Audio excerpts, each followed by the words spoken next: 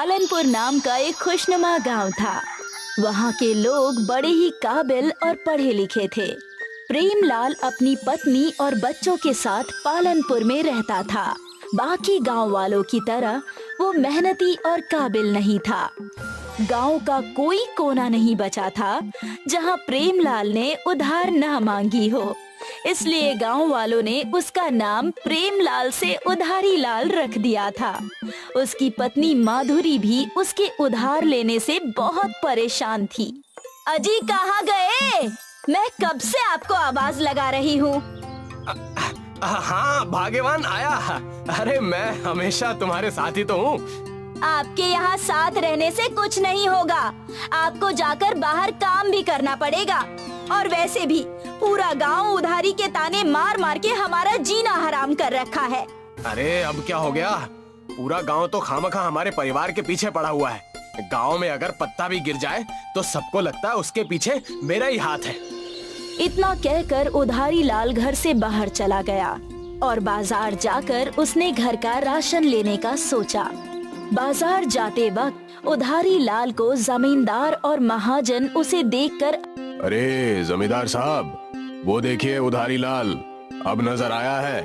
ये पैसे ले लेता है और नजर नहीं आता। चलिए इससे अपने पैसे वसूलते हैं।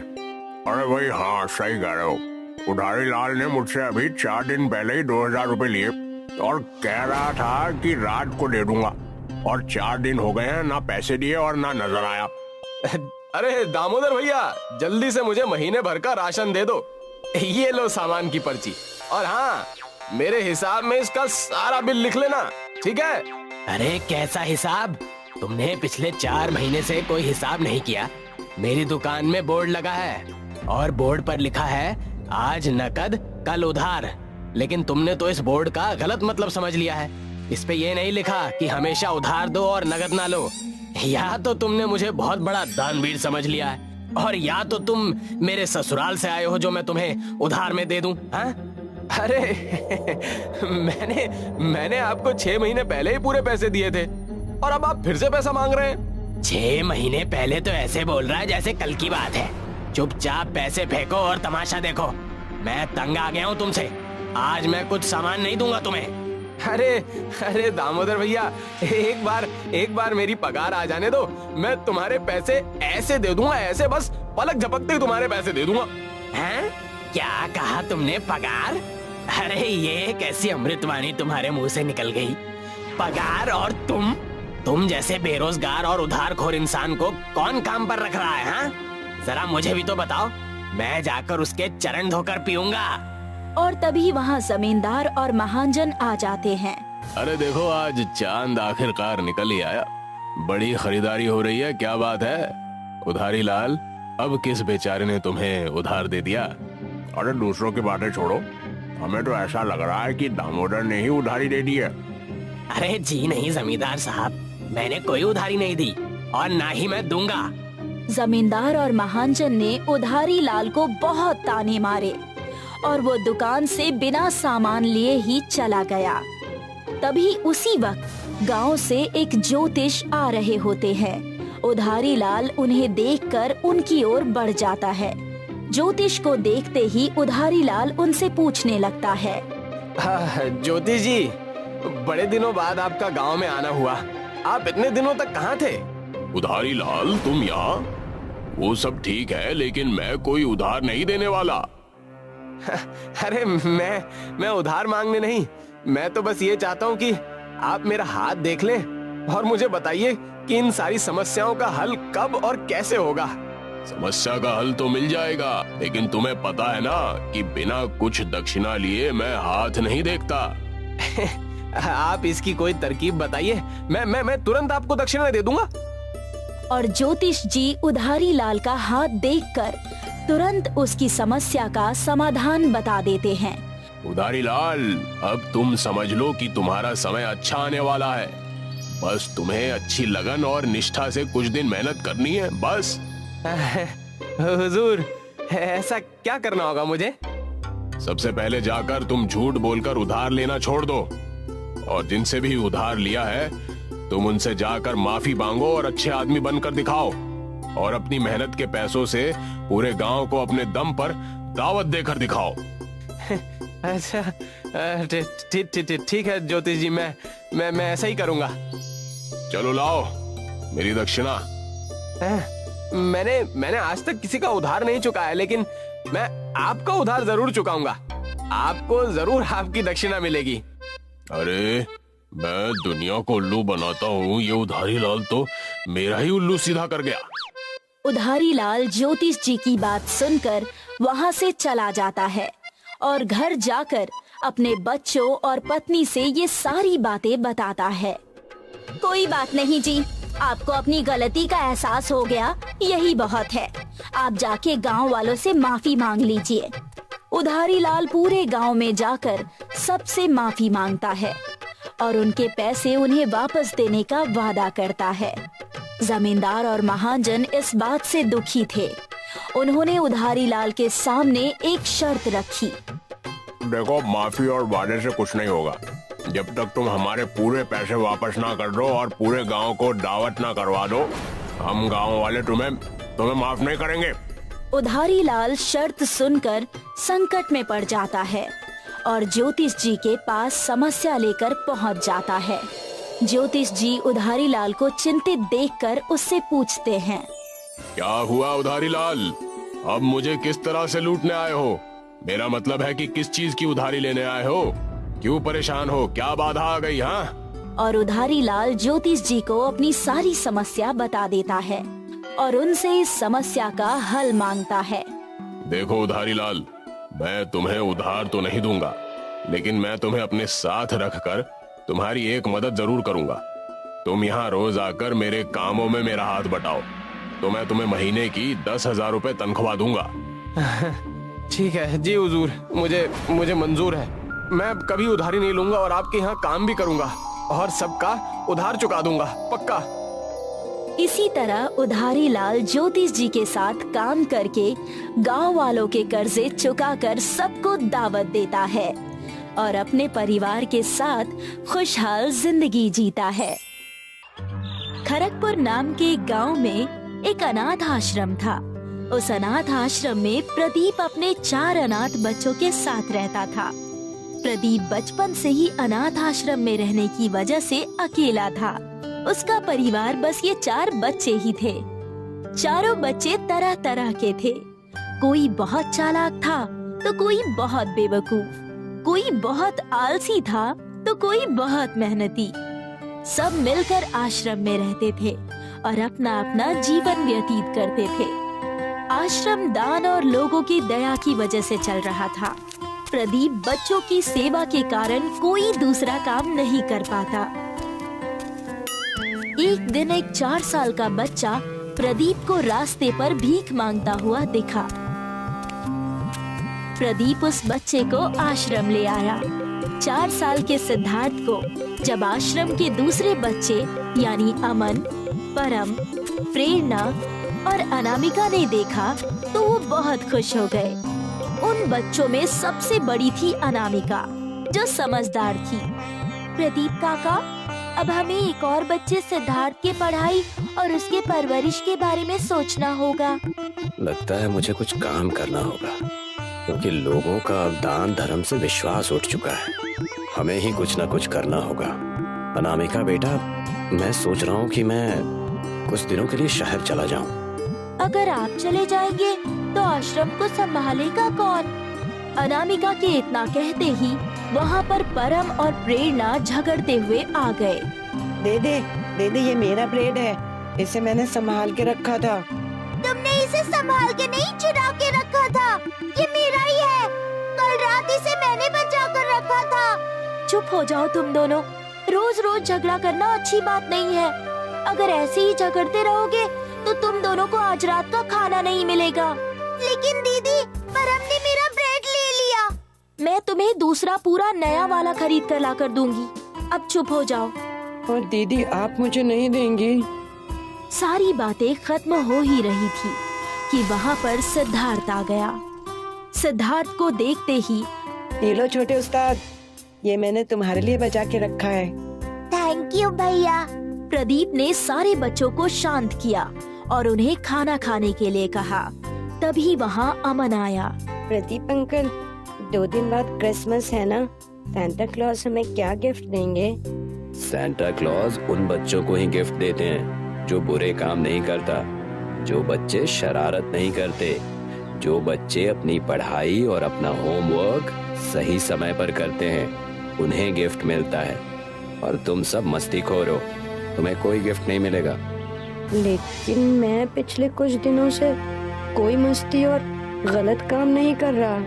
मैं मन लगाकर पढ़ाई कर रहा हूँ। मुझे सांता जरूर गिफ्ट देंगे। अरे ये सब बस कहानी होती है, असल में ये सब कभी नहीं होता। खाना खत्म करते ही अनामिका ने प्रदीप से घर के राशन के बारे में बोला। प्रदीप अंकल, हमारे पास बस कल तक का ही राशन बचा है। कई दिनों से लोगों ने कोई मदद नहीं की है और परसों क्रिसमस भी है। सारे बच्चे इंतजार कर रहे हैं। थोड़े राशन और केक मंगवा दीजिए ना प्लीज।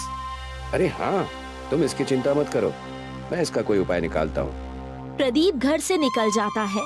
राशन और बच्चों की खुशी के कारण वो बाजार जाकर उधारी में राशन लेने की सोचता है। एक चोर एक पर्स लेकर भाग रहा था। वो चोर प्रदीप से टकरा जाता है और उसका सामान वहीं गिर जाता है। तभी चोर के पीछे भाग रहे लोग प्रदीप के पास सामान देखकर प्रदीप को ही चोर समझने लगते हैं।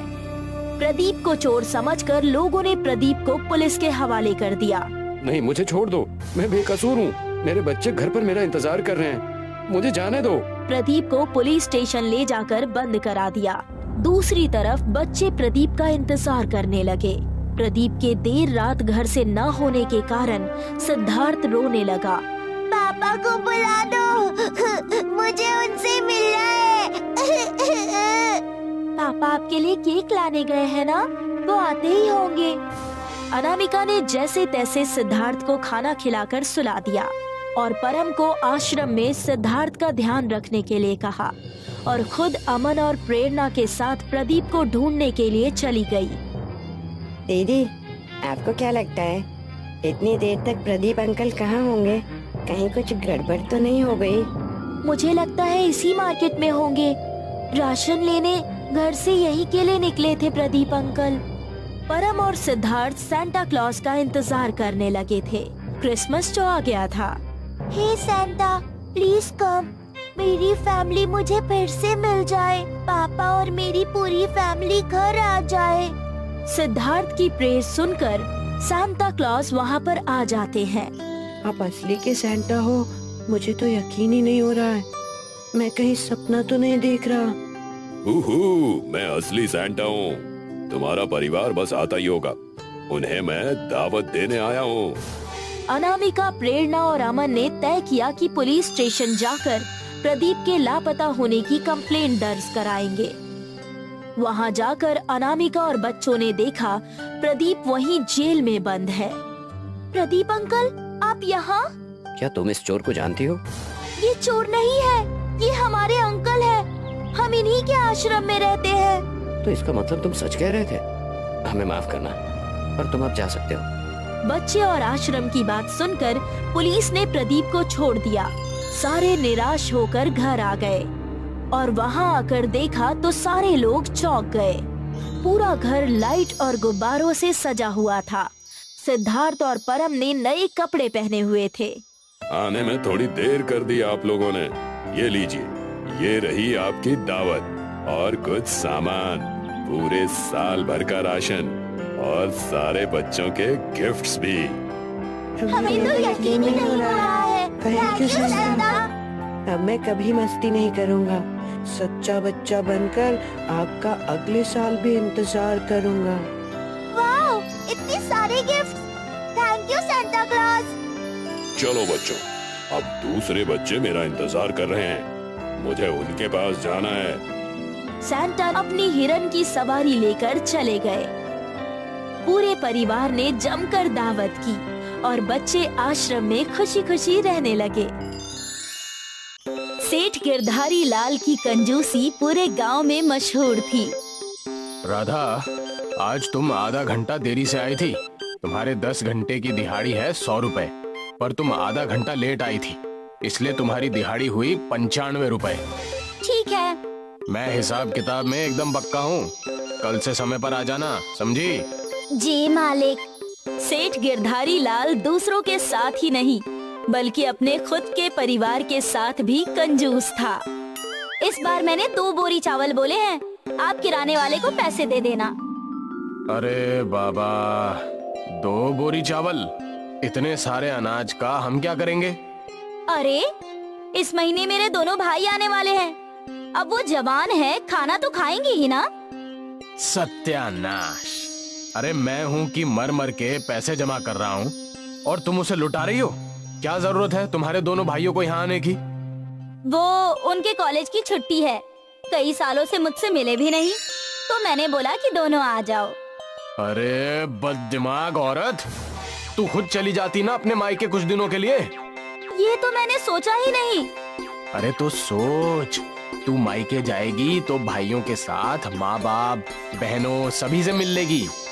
हाँ, वैसे भी कई सालों से मैं अपने मायके नहीं गई। अरे तो जल्दी जा, सोच क्या रही है? मैं कल ही तेरी टिकट करवाता हूँ। ठीक है। गिरधारी लाल ने 1 बोरी अनाज बचा लिया और वो बहुत खुश था, पर उसे कहाँ पता था कि उसकी पत्नी का मायके जाना उसे इतना ज्यादा महंगा पड़ेगा। शाम को रेणुका बाजार से ढेर सारी शॉपिंग करके लौटी। अरे बाप रे, ये सब क्या है? शॉपिंग है और क्या? पर इतनी सारी? हाँ, अब जब मायके जाऊंगी तो खाली हाथ थोड़ी ना जाऊंगी। आपकी इज्जत का भी तो सवाल है, वरना मेरे मायके वाले कहेंगे कि रेणुका का पति तो कंजूस है, कुछ भी नहीं भेजा। आपको पता है, मैंने फिर भी आपके बहुत पैसे बचा लिए हैं। और वो कैसे? मैंने ये सब सेल में खरीदा है, 50% की छूट पे। हे भगवान, कोई तो इस बेवकूफ को समझा दो। तू चाहे सेल में खरीद या ना खरीद, फिर भी पैसे तो गए हैं ना। हाँ, वो तो है। गिरधारी लाल अपनी पत्नी को डांटता रहा, पर क्या फायदा, गिरधारी लाल के पैसे तो चले ही गए। खैर, अगले दिन गिरधारी लाल की पत्नी ट्रेन में बैठकर अपने मायके चली गई। अब कम से कम कुछ दिनों तक मेरे पैसे बचे रहेंगे। कुछ दिनों के लिए गिरधारी लाल बहुत खुश था। उसके घर में राशन भी बहुत कम ही आ रहा था। वो रोज रोज दाल चावल बनाकर खा रहा था। इसे कहते हैं ना पैसों की बचत। वरना रेणुका होती तो ये लाओ वो लाओ, ये सब्जी वो पनीर, बाप रे बाप, कितने पैसे नष्ट हो जाते मेरे। लगभग 1 महीने बाद रेणुका लौट आई और अब गिरधारी लाल के चेहरे पर उदासी छा गई। ये सब सामान लेते हुए आना। हाँ, 5 किलो शक्कर, 4 किलो दाल, 2 किलो घी, 10 लीटर तेल, इतने सारे सामान की जरूरत कैसे नहीं है? अब 2 लोग होंगे तो इतना खाना तो खाएंगे ही ना। अरे तू औरत है या राक्षस है? इतना सारा सामान खाएगी? अब आप जो भी बोल लो, ये सारा सामान तो आपको लाना ही होगा। गिरधारी लाल रेणुका को समझाता रहा कि खर्चा कम कर दे, पर रेणुका कहाँ सुनती।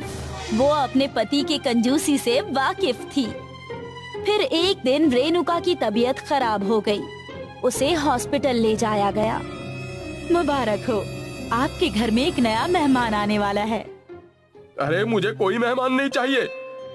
मैं बोल रही हूँ कि आपकी पत्नी गर्भवती है। आपके घर में एक छोटा बच्चा आने वाला है। ये सुनकर गिरधारी लाल खुश हुआ, पर फिर वो पैसों के बारे में सोचने लगा। बच्चा आएगा मतलब खर्चे बढ़ जाएंगे। उसका खाना, उसके कपड़े, उसकी पढ़ाई का खर्च। हे भगवान। गिरधारी लाल के चेहरे पर 12 बज गए थे। ये देखकर उसकी पत्नी समझ गई। जरूर आप पैसों का सोच रहे होंगे, है ना? हाँ हाँ, क्यों ना सोचूं। आखिर पैसे तो मेरे ही जाएंगे ना। हाँ तो क्या हुआ, बेटा भी तो आपका ही है ना। अरे वही तो समस्या है। अब बच्चे के पैदा होने का खर्च, उसके खाने का खर्च, कपड़ों का खर्च और फिर पढ़ाई का खर्च। अरे रे, आप इतने दूर चले गए। जब बच्चा पैदा होगा तो आपको सबको दावत देनी होगी, ये भूल गए क्या? क्या? रेणुका ने गिरधारी लाल को एक नई समस्या दे दी थी। उस दिन से गिरधारी लाल सोचने लगा कि वो कैसे दावत के पैसे बचाएगा। अरे कम से कम 40-50 लोग तो आएंगे ही, सबको भरपेट खाना खिलाना, वो भी पकवान। बाप रे बाप, मैं तो लुट जाऊंगा। मुझे कुछ ना कुछ तो सोचना ही पड़ेगा। यहाँ रेणुका की डिलीवरी का समय नजदीक आ रहा था और वहाँ गिरधारी लाल परेशान हो रहा था। क्या करूं, क्या करूं? आखिर एक दिन गिरधारी लाल को ये योजना मिल ही गई और उस दिन उसके चेहरे पर मुस्कान आई। रेणुका ने एक बेटे को जन्म दिया। गिरधारी लाल बहुत खुश था। अरे मेरा बेटा, तुम जितने चाहे उतने मेहमानों को बुलाओ दावत पे। क्या हुआ, आज सूरज पश्चिम से निकला है क्या? अरे वो तो पता नहीं, लेकिन आज मुझे बेटा हुआ है। इस खुशी में रेणुका ने अपने सारे परिचितों और रिश्तेदारों को न्योता दिया। वो कब से सबको दावत पर बुलाना चाहती थी, पर गिरधारी लाल की कंजूसी की वजह से वो कर नहीं पा रही थी। दावत वाली रात को गिरधारी लाल के घर में मेहमानों की भीड़ लगी थी। गिरधारी लाल ने अपने नौकर को आवाज लगाई, अरे शंभू, सभी मेहमानों के सामने पकवान रख दे। शंभू ने हर आदमी के सामने एक प्लेट रखी जिसमें बस 2 लड्डू थे। बस 2 लड्डू देखकर लोग हैरान रह गए। अरे ये क्या, बस 2 लड्डू? अरे आप कंजूस से और क्या अपेक्षा कर सकते हैं? अरे कम से कम यहाँ बुलाकर हमारा अनादर तो नहीं करना चाहिए था। लोग उठकर जाने ही वाले थे कि अरे अरे रुके रुके रुके, ये आपका अनादर करने के लिए नहीं, बल्कि ये एक खेल है। आपके सामने 2 लड्डू हैं। जब आप वो खा लेंगे तो 2 और लड्डू रख दिए जाएंगे, फिर 2 और ऐसे करते करते आप बेहिसाब लड्डू खा सकते हैं और हर लड्डू खाने के लिए आपको 10 रुपए भी मिलेंगे। क्या कहा भैया, 10 रुपए? अरे वाह वाह वाह वाह वाह, ये लड्डू आपको बिना हाथ मोड़े और बिना मुंह को प्लेट में लगाए खाना होगा। अरे भला ऐसे भी कोई खा सकता है क्या? जरूर ये कंजूस हमें कुछ खिलाना ही नहीं चाहता। हाँ बिल्कुल, लगता है ये इसका कोई षड्यंत्र है। खाना खाने बैठे सभी लोग गिरधारी लाल की कंजूसी समझ चुके थे। इसी भीड़ में एक समझदार युवा था, गणेश। गणेश को एक तरकीब सूझी। वो सरपंच के पास गया और उन्हें अपनी योजना बताई। वाह, ये तो बहुत ही अच्छा आइडिया है। गणेश ने सभी गांव वालों को एक एक करके अपनी योजना बता दी और सारे खुश थे। और गिरधारी लाल को कुछ समझ नहीं आ रहा था कि आखिर ये हो क्या रहा है। ये लोग कितनी भी कानाफूसी कर लें, लेकिन कोई तरीका ही नहीं है जिससे ये लोग मेरे लड्डू खा सकें। पर गिरधारी लाल की ये गलतफहमी टूट गई जब उसने देखा कि सभी लोग अपने बगल में बैठे लोगों को लड्डू खिला रहे थे। अरे ये क्या? लोग लड्डू खाए जा रहे थे और गिरधारी लाल का सेवक लड्डू परोसे जा रहा था। मैंने 10 लड्डू खा लिए, लाओ मेरे 100 रुपए। हाँ भैया, मैंने तो 16 लड्डू खाए गिरधारी भाई। ये आपका अच्छा था, लड्डू भी खा लिए और पैसे भी दोगे। ये खेल रोज खेला करो हैं? पैसे ले और निकल यहाँ से, चल। एक एक करके गिरधारी लाल को हर एक को पैसे देने पड़े और अपनी जेब खाली देखकर, ये दावत तो मुझे बहुत महंगी पड़ी। काश मैं लोगों को अच्छे से दावत दे देता, कम से कम मेरा खर्चा कम होता। इसलिए आपको हमेशा बोलती हूँ कि इतनी कंजूसी भी मत किया कीजिए, पर आप मेरी सुने तब ना। अब गिरधारी लाल बस अपना सिर पकड़कर बैठा था। वो करता भी तो क्या, उसके इतने सारे पैसे लुट चुके थे। भागलपुर गांव में रंजीत रहता था। गांव में सूखा पड़ने की वजह से वो पूरी तरह से जमींदारों के कर्ज में डूब चुका था। पूरे गांव से रंजीत कर्जदार हो गया था। अनपढ़ और नाकामयाब होने की वजह से रंजीत शहर जाकर गांव वालों से छुपकर भीख मांगकर अपना गुजारा करता था। अपने गांव से निकलते ही भिखारी के वेश में आकर वो शहर चला जाता। भगवान के नाम पर दे दो बेटा, बहुत बूढ़ा हो गया हूँ, गरीब भी हूँ। ठीक ठाक तो दिख रहे हो, जाकर काम क्यों नहीं कर लेते? बेटे अगर कुछ देना है तो दो, वरना रास्ता नापो। रंजीत हमेशा ऐसा ही करता। हमेशा गांव से शहर आकर सड़कों और तरह तरह की जगहों पर भीख मांगता और अपने दिन की कमाई करके गांव चला जाता। जमींदार साहब, वो देखिए, वहाँ से रंजीत आ रहा है, उससे अपने खेत का ब्याज मांग लीजिए, वरना कल सुबह फिर से भाग जाएगा। तुमने सही कहा, अब तो ये मेरे सोने के बाद गांव आता है और मेरे उठने से पहले गायब हो जाता है। जमींदार और मुंशी रंजीत के घर आ पहुंचते हैं। आज तुम्हारे दर्शन हुए हैं मालिक, आपने मेरे सारे खेत ले लिए, अब बस ये छोटी सी कुटिया ही बची है, आप इसे भी हथियाना चाहते हैं? तुम ब्याज नहीं भरोगे तो हम सब ले लेंगे, इस घर को भी। ये लीजिए आपके ब्याज के पैसे, और अगले महीने मैं पूरे पैसे देकर अपना खेत छुड़ा लूंगा। रंजीत के हाथ में पैसे देखकर दोनों भौचक्के रह गए। जमींदार ने पैसे लिए और घर की चौखट से गुस्से से चला गया। इसके पास इतने पैसे आए कहाँ से? और भाव ताव से तो पता चल रहा है कि ये कोई गांव का बड़ा साहब हो, और बातें तो ऐसी कर रहा था कि ये सारी जमीनें खरीद लेगा हमसे। और ऐसा ही सिलसिला चलता रहा। रंजीत हमेशा गांव से सुबह शहर के लिए वेश बदल कर निकल जाता और शहर जाकर फिर से भिखारी बनकर भीख मांगकर पैसे जमा करता। एक दिन जमींदार अपनी पत्नी मंगला को शहर में समंदर दिखाने के लिए लेकर गया हुआ था। वहां जाकर जमींदार ने देखा कि रंजीत भीख मांग रहा था। तुम मुझे एक दोगे, भगवान तुम्हें 10,000 देगा। अच्छा, तो ये है तुम्हारा नया खेत, गांव में बड़े ठाट बाट से घूमते हो और यहाँ आकर भीख मांगते हो। कृपा करें मालिक, कृपा करें, ऐसा ना करें, मैं ये बस अपना घर चलाने के लिए करता हूँ। मैंने आपके पूरे पैसे इकट्ठे कर लिए हैं और मैं जल्द से जल्द आपके पास आने ही वाला था। तुम बस गांव चलो और वहाँ चलकर देखना, तुम्हारा रहना दुश्वार हो जाएगा।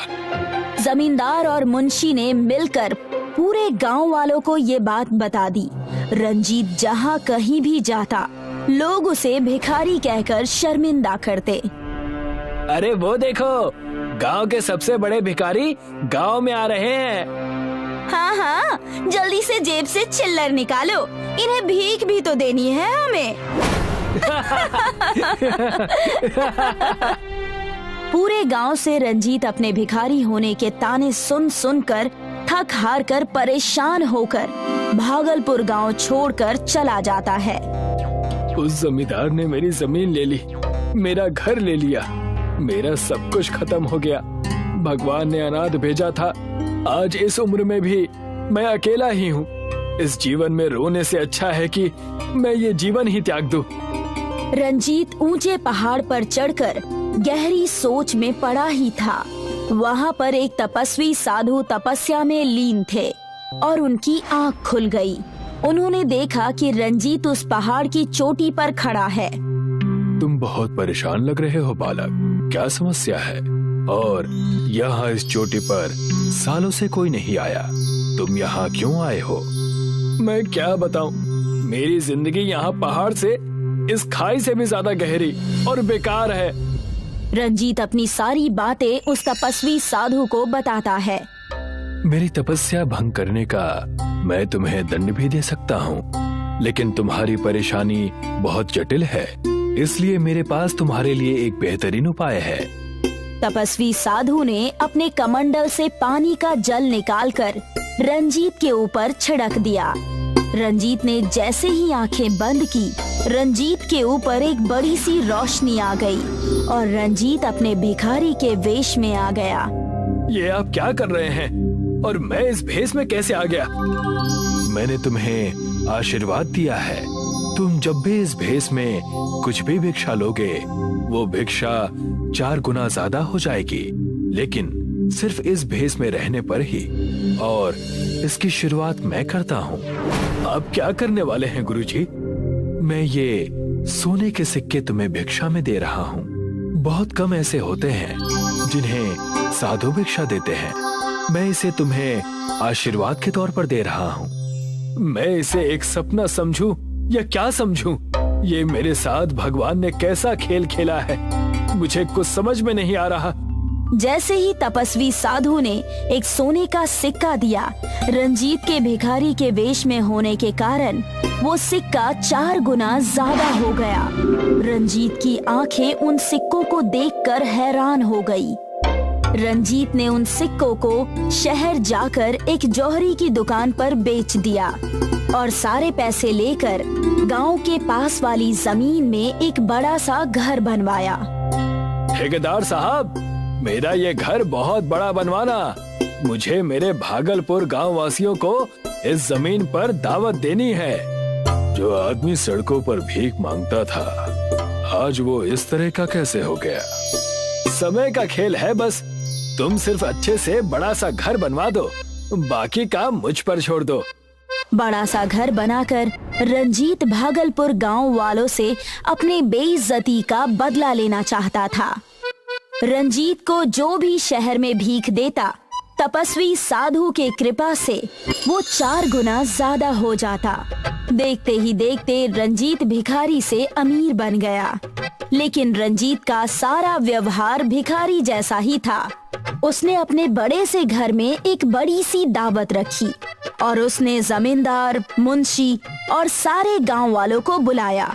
उसने अपना नाम छुपाकर सारे गांव वालों को न्योता दिया। सुनो सुनो सुनो, भागलपुर गांव के पास जो बड़ा सा महल बना है, वहां के मालिक ने पूरे भागलपुर वासियों को दावत पर बुलाया है। सुनो सुनो सुनो। जमींदार साहब, मैंने अंदर जाकर उस महल को देखा। वो बहुत बड़ा महल है, हमें चलना चाहिए। वहां जाकर हमें भी फायदा हो सकता है। अच्छा, तब तो हमें जरूर चलना चाहिए। सारे गांव वाले दावत के नाम पर बहुत खुश हो जाते हैं और दावत पर चले जाते हैं। उस दावत में रंजीत अपने भिखारी के वेश में ही होता है। उसे वहां देखकर जमींदार और मुंशी कहते हैं, तुम यहाँ भी आ गए? घर बसा नहीं कि भिखारी पहले ही आना शुरू? आने दो मालिक, आने दो। अच्छी भीख मिल जाएगी ना यहाँ पर। जमींदार और मुंशी की बात सुनकर वहाँ पर ठेकेदार आ जाता है और वो कहने लगता है, जिसे आप भिखारी समझ रहे हैं, ये बड़ा सा महल उनका ही है। ये क्या बकवास है? ठेकेदार, तुम होश में तो हो? मैं सच कह रहा हूँ, ये महल मैंने ही बनाया है और ये रंजीत जी का ही महल है। लेकिन ऐसे कैसे? ये तो शहर में भीख मांगा करता था और आज इतने बड़े महल का मालिक रंजीत कैसे हो गया? तब वहाँ रंजीत कहता है, मैं तो बस अपने हालातों की वजह से भीख मांगा करता था, लेकिन आप सब अपने कर्मों से मांग रहे हैं। सब कुछ होते हुए भी तुम्हारे पास कुछ नहीं है। मेरे पास कुछ ना होकर भी अब सब कुछ है। रंजीत की बात सुनकर दोनों बहुत उदास हुए और सारे गांव वाले शर्मिंदा हो गए और रंजीत से माफी मांगने लगे। लेकिन उसके बाद भी रंजीत शहर जाकर भीख मांगकर अपनी जिंदगी जीता था।